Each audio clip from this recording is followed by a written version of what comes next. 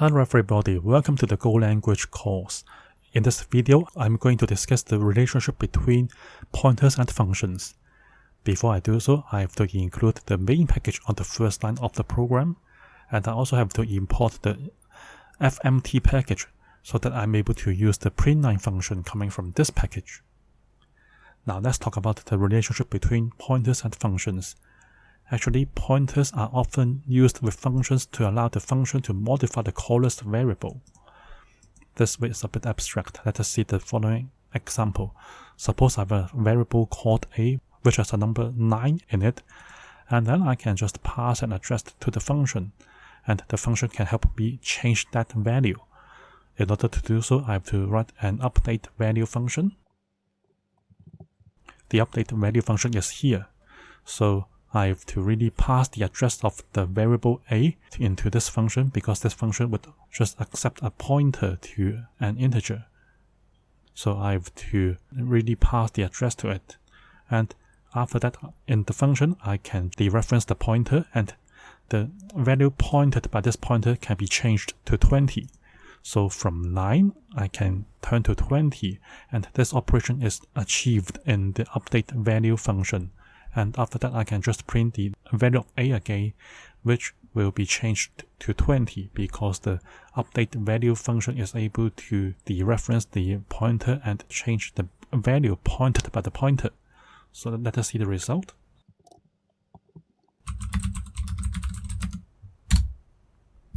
Okay, you can see that when I print a, I will get 20 because this 20 is evaluated by the update value function that accepts an address of a variable, okay?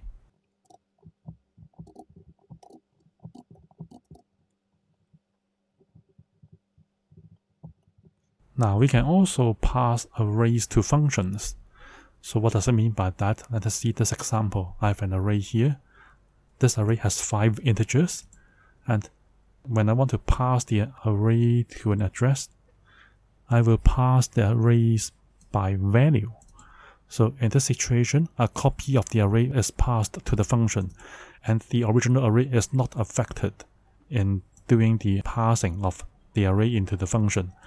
So suppose I want to make a function called modify array that accepts an array, and I want to change the first element of the passed array into another one. So I want to change 1 to 10. This is my intention.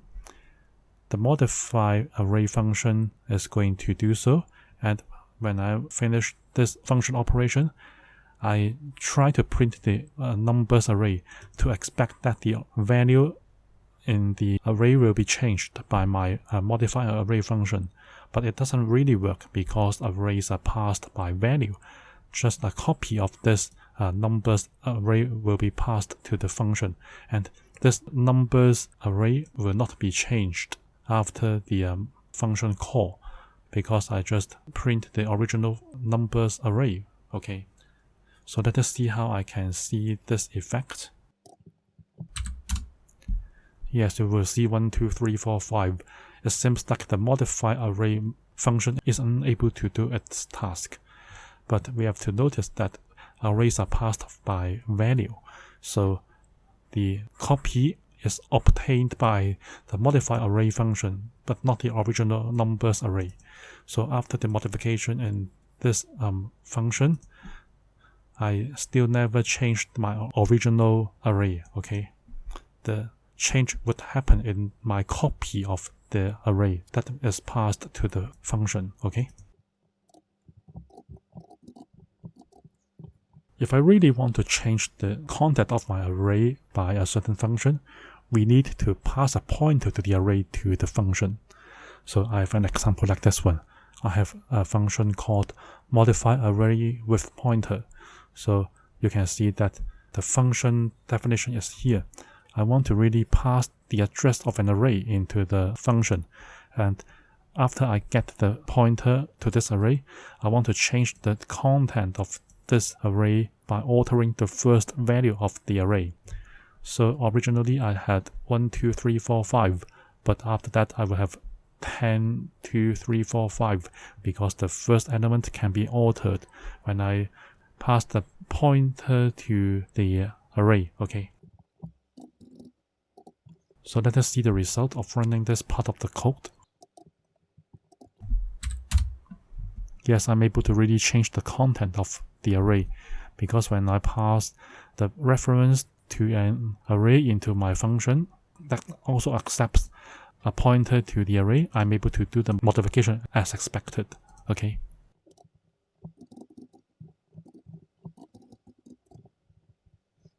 Okay, we can also return a pointer from a function. So a function doesn't always need to output integers or strings. It can return a pointer. So how can I illustrate this example? I can have these lines of code to help me. So I have a value which is equal to 11, and I want to have a function called create pointer.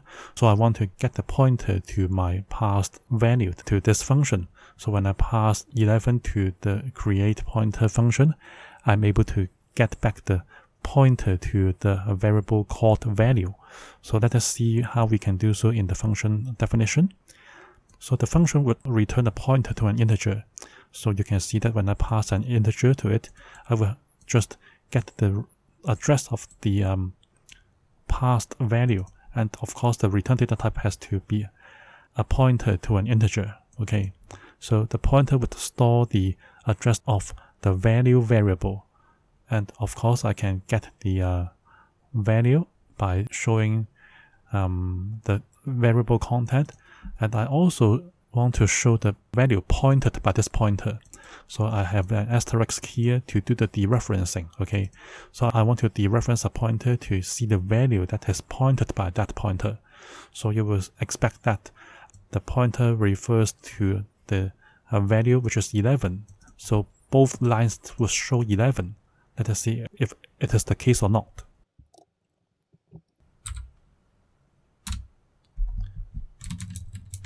Yes, we will see that both lines would return 11. The value is of course 11. I just get the same value as before. And for the second line here, I will have the value pointed by the pointer. That's why I would also get the value which is 11. Okay.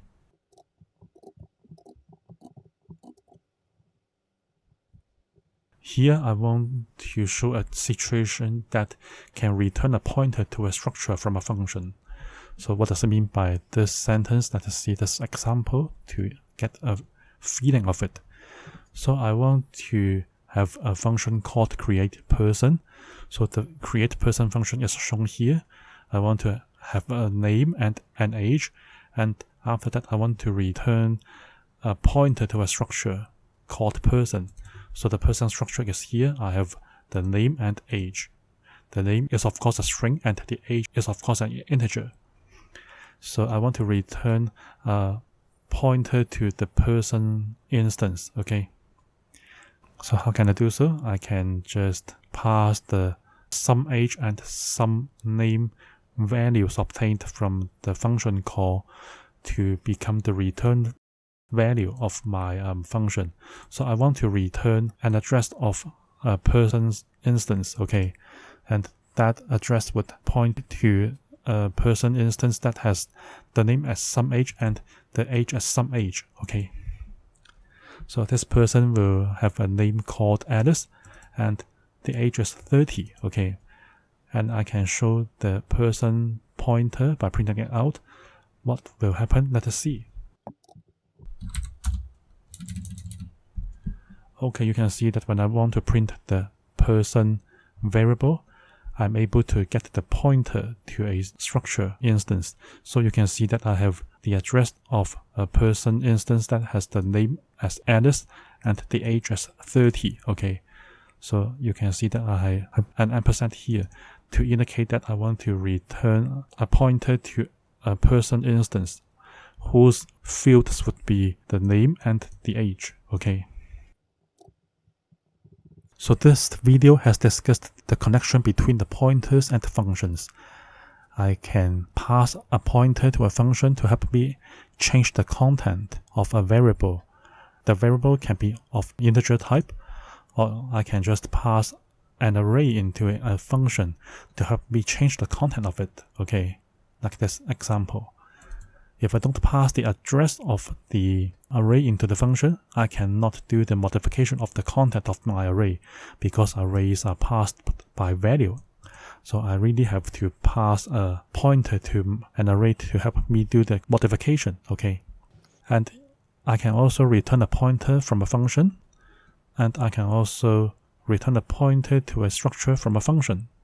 So this is the example that has the person variable as the pointer to a structured instance. This is the end of the video. If you have any questions about my video, please leave your questions on the comment section below the video. If you like this video, please give me a like and please subscribe to my channel. Thank you for watching.